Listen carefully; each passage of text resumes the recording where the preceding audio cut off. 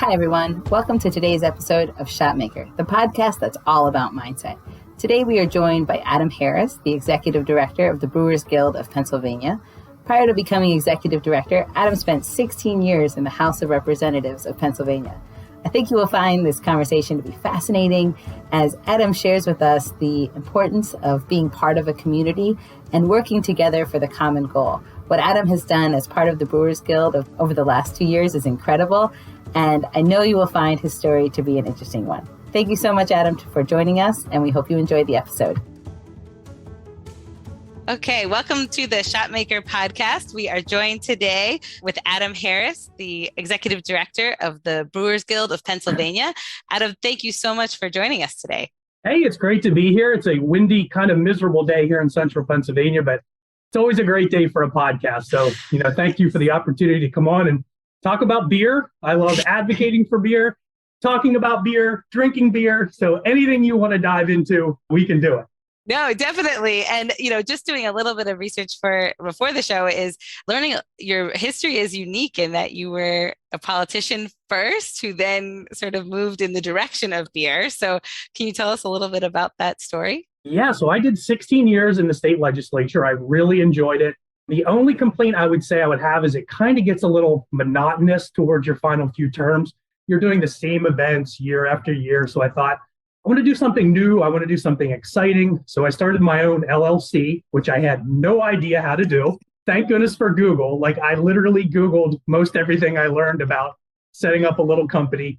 So I'm a sole proprietor, solo practitioner. So I just had to set up a company for myself. And I have so much more respect now for anyone who's ever gone through doing that. So I did it in January of 2019, right before a global pandemic. That's a great time to kick off a business. Yes. But I was a W-2 employee for, dating back to when I was 16 years old. So probably 25 years. So just that shock of, the transition to doing your own taxes, keeping your own receipts, and, all those sort of things were very interesting. So every time I see a fellow self-employed individual, I always tap a beer and buy them a beer if I can. But yeah, it's been great. So I've been with the Brewers for 4 years now. The first two was more of a part-time basis, contract lobbyist, helping a little bit.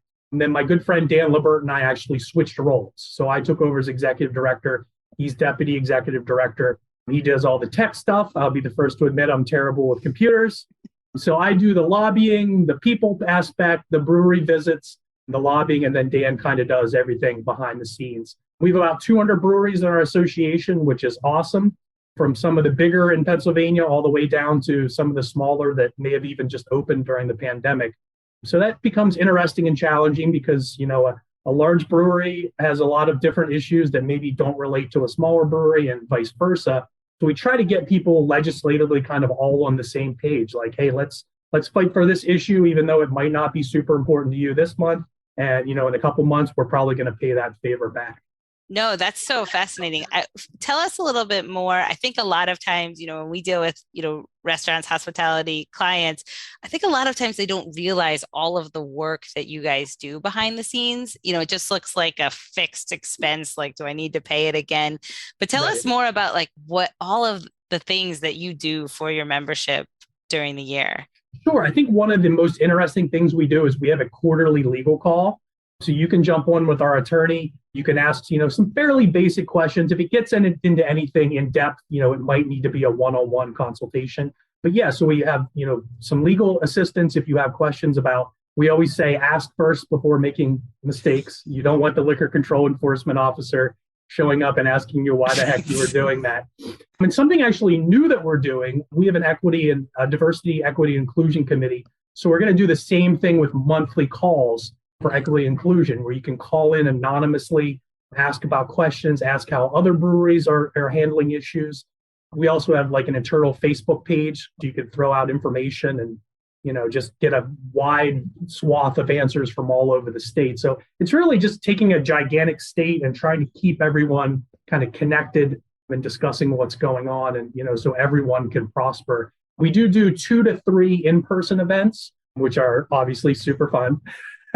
But that gives you an opportunity, if you're super busy and you're a small brewery in Erie, maybe you would have never had the opportunity to meet Tom Kehoe from Yards.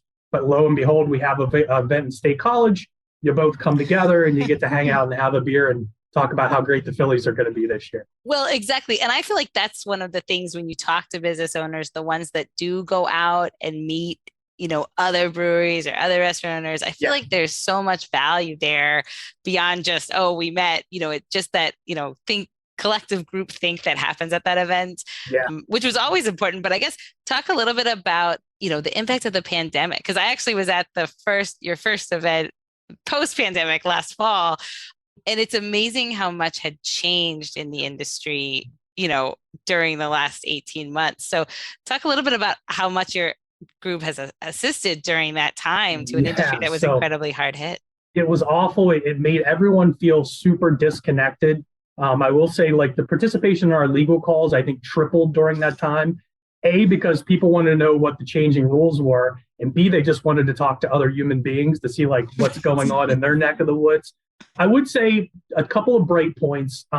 In Pennsylvania, a brewery is classified as a manufacturer. So manufacturing was allowed to stay open during the pandemic. So obviously, as you saw, the rules change as far as could people come into your brewery? Could they sit down? You were always allowed to make beer. So at no point during the pandemic did the government ever say, you're shutting down your operation, because it's really hard to restart a brewing operation if you're forced to, completely shut down. So we tried to stay connected as best we can, with one-on-one calls and with the legal calls. I would say the Liquor Control Board was actually really good to us during the pandemic. They approved it. They allowed you to, branch out your licensed premises. Before the pandemic, that would have been probably months and months of paperwork. But literally all you did was you went online and said, I want to extend out through this sidewalk over these 10 feet. And they're like, that's good, do it. Right. So it was really cool that, they were able to sort of say, okay, we know you have to scramble to, space people out and to stay open and stay in business. So I think we had a lot of help from the Liquor Control Board. And, the question now is, what changes stay? And does that go back? Right. Right. And then with Philadelphia, they're having a few issues now with kind of doing some permitting and kind of making it a little less user-friendly. But, all in all, I bet I could count on one hand the number of breweries that I know closed during the pandemic. And I think that many opened, as crazy as it may sound. So, so we've been able to sort of keep at that kind of same brewery level and, keep everyone moving forward, hopefully. I know. What was it like joining during the pandemic? Did you feel like it was hard to get your feet on the ground in your position? It really was. So my first annual meeting when I took over, it was virtual. So we're doing it over Zoom, and it's just not the same as sort of interacting. And I'm still sort of processing. I work from home. So Dan and I just are kind of like out of a home office. So it's just from years and years of chugging into an office every day to I'll tell you what, everybody thinks working from home is the greatest thing ever. 4 years in now, I'm not so sure that it's that great. So I try to find a member brewery at least once or twice a week, take my laptop, set up shop, and just kind of watch them do their thing and try to stay out of the way. Breweries are always busy, whether it's the brewing process or cleaning. And, it is an in-depth process to brew beer. It looks exciting and really sexy from the outside, but brewers will tell you they have 3 jobs. It's cleaning, cleaning, and cleaning. It's kind of like their mantra. It's sterilize, don't have anything get contaminated. So it's fascinating. Yes. Well, and also I feel like it's the rules that are so hard. I mean, a lot of the newer brewers that we work with, just to understand the things you can do, you can't do, the license. What's your advice to like a new brewery who, maybe has no background in legal, experience? Like, how do they learn all these rules so they know that they're not making a mistake? Yes. So there's a handful that I'm aware of that I've been dealing with in these past 4 years. You can actually join the Brewers of PA as a brewery in planning. So they would come to our events before they even had a tank, before they had brewed anything other than home brewing, obviously. Right. So that would always be my number one suggestion is, come to these events. Our attorney, Ted, is always there. You can ask him questions over beers and he won't bill you, which is fantastic. It's great. But just the ability to ask questions beforehand, or you can we have a discounted new brewery rate. So even if you did open up last month and you realize, wow, I have a ton of questions, like this is overwhelming, you can join our group, and day one, you have access to to all our resources. But it is overwhelming and it changes. And so your enforcement is done actually by the state police. So a liquor control officer is a branch of the state police. So as you know, the state's large and diverse. You might have one officer, looking at an issue this way in Erie, and they might be looking a completely different way at it in Philadelphia. So we have one brewery being treated this way and another brewery being treated that way. So what we do is we try to collect those issues and take them to the central command in Harrisburg and say, look, we respect you guys. Whatever the answer is the answer, but it needs to be the same answer in Erie as it is in Philadelphia. Right. And so a lot of what we're doing a lot of times is just leveling the playing field, making sure everyone knows what the rules are, so they can comply. But yeah, it's a lot of paperwork, and you want to have all your paperwork there if they come by to do the inspection. I know. Yeah, it's overwhelming, I think, in some respects until they get in it. So of all the brewers that you've met, what would you say, are some of the qualities that make a brewer successful? Like, what are the things that they do, better than some of the ones that struggle a little more? That's a great question. I think from the most when I think of a successful brewer, I think of a people person. So they're always out in their tap room. They're talking to their customers and asking for real feedback. What do you think about this beer? I'm the brewer. If you don't like it, you don't have to sugarcoat it. But it's interesting though, because everyone comes from such a diverse background. So it's kind of like, I can't really say an accountant makes a great brewer or this. It's kind of a mismatch of all these unique talents that you just have to either hope you have all of them or have a business partner or a great employee that can sort of add to that equation. But yeah, we have a pretty great group. Yeah, it's true. I feel like there's like this intangible quality that you can't define that makes a brewer. And you don't know what it is. I can spot them a mile away. Yes. So I think you're a brewer. But I don't know why. Right. Yes, I completely agree. So I guess taking a step now, kind of with your, kind of background in politics, like all of the stuff that's going on the supply chain. And I know, I've had calls this week where people are really concerned about, rising prices and grain price and all of that. Like, what are some of the things that, you would tell people to do now to be proactive or, I guess, figure out a plan moving forward? Yeah, I mean, the first thing we obviously always let our members know is, we have about 100 associate members in the Brewers at PA. Get to know who they are, because they're probably either one of these people can get you what you need or they know someone that can. Yeah, because it's been, knock on wood, we have not heard of any dire shortages here in Pennsylvania. But if you look in the Midwest, and I won't name them by name, but there is a large can company that just massively increased the minimum order you would have to order from them to be able to get cans. And there's a lot of breweries now that are just sort of in a crunch to find cans. Fortunately, they're the second largest manufacturer of cans is in Philadelphia. So Pennsylvania is generally pretty well taken care of in the can situation. But largely what we heard wasn't necessarily that I can't get it. It's that it's a heck of a lot more expensive. Yeah. And just some weird inverted prices. Like the one brewer was telling me his 12-ounce cans were more expensive than his 16-ounce cans one month. And you were getting, which I didn't even realize this, not being a brewer myself, but you get cans and then you get the lids. And the cans would have a certain language on them and the lids would have a different language on them. And they didn't always fit, which, having a lid that doesn't fit on your can of beer is never good. Not good. But apparently you can adjust your equipment and you can make them work. But those are just some of the supply chain issues we're hearing about. It's just, if you can get it, and if you can get it at a decent price, people are just, jumping all over whatever they can get.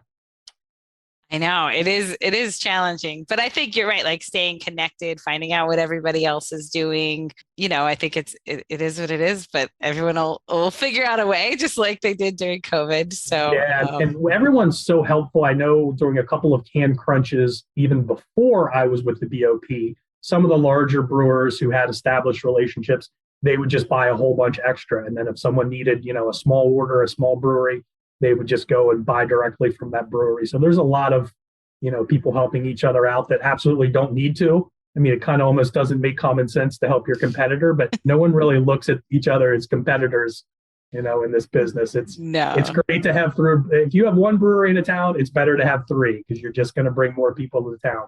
Yeah. And what do you think about the future of, the craft brew industry? Do you think it's growing? Like, what do you see for the industry in the next, 2 to 3 years? Yeah, so it's a fascinating dynamic. If you look at sort of overall what we term ethanol consumption, whether a person is drinking alcohol of any sort, it's kind of an even pie. Like it's not growing, it's not shrinking. So our concern is, beer has traditionally been a well-known product, but all these new products are coming into the market. The seltzer, I don't know if the seltzer craze is over yet or not. It was certainly, it came on and it was a huge thing. And a lot of our brewers jumped on and, made seltzers because they're apparently not terribly hard to make. Canned cocktails are a really big issue now. Yeah. So a spirits-based drink. So you have a drink that's low alcohol, kind of almost like a beer, but it's a spirit and not a beer. So we're kind of like a little concerned about that chipping into, to our, right. I've always felt that there's an awesome base of people that are going to drink beer no matter what. Yeah. You might have a little bit of bourbon this day, and they might have a little seltzer if it's 125 degrees. But I feel like our core customer is going to be there through thick and thin. And they've certainly showed that they supported everyone during the pandemic and kept everyone on board and open. Yeah, no, I agree. And I think what's great is that people are able to start, the craft brewers and grow, which I think was harder, decades ago. It seems easier now to, pave your own way in a lot of areas. So no, I think it's an exciting time to be part of the industry. Yeah. And I'll tell you what, these guys and gals, they get along so great. They love hanging out. So I think I was the last person on the planet to sign up for Instagram. I got Instagram at the beginning of this year, and I followed every single brewery in our guild. And it's crazy how many times I'll see, oh, this brewer's over doing a collab beer with this brewery, and this brewery's over there. And I'm like, it's just something I've never seen in any other sort of industry where they just love hanging out with each other. They like the collective knowledge. And that's why I think we're always going to overcome supply chain issues, because you always have somebody you had a beer with that can probably loan you whatever you need to get through. Loan you some cans, exactly. That's right. Whatever you need, cans, wheat, hops, whatever you need, someone's going to help you out. Yes. Well, so I guess, as like a final question, when you look at, really a lot of this podcast is about mindset, right? So regardless if you're in the brewery or, any other industry. So what have you learned, because you've had a successful career in, being in politics, being elected, that's a lot. And then now in your role, I guess, what have you learned about mindset on your career path? You have to have perseverance. You have to have patience in yourself for the mistakes you're going to make, because you're going to make it. Imposter syndrome is a real thing. Like I still wake up some days and think, am I able to run an association? I didn't know how to run an association like 3 or 4 years ago. So you have to accept that it's going to take you time to learn the things, and you have to use the support staff that's around you. But yeah, just keep grinding, and hopefully there won't be another pandemic for 100 years. Right. I think the time span is every 100 years. So that's long. That's good. Right. So I'm like, the next one is not going to be my problem. But yeah, just lean on people. I know every time I could identify that someone else was also a solo LLC, I'd be like, okay, what do you do about your taxes on this? Or like, can I keep this receipt? Like, just be shameless in asking people questions. Any of my friends that I know from the legislature that are CPAs, I bug the heck out of them. And I'm just like, get all the free assistance you can. But just keep grinding and keep persevering. And I think everyone's going to pull through the end of this pandemic. No, that's awesome. Well, thank you so much for taking the time to speak with us today. And I look forward to seeing you guys around. Like, do great things for the brewery industry. It's very awesome. We appreciate that. We hope we bring a lot of value and we can keep growing beer here in Pennsylvania. Yes. Awesome. Well, thank you so much. You're very welcome.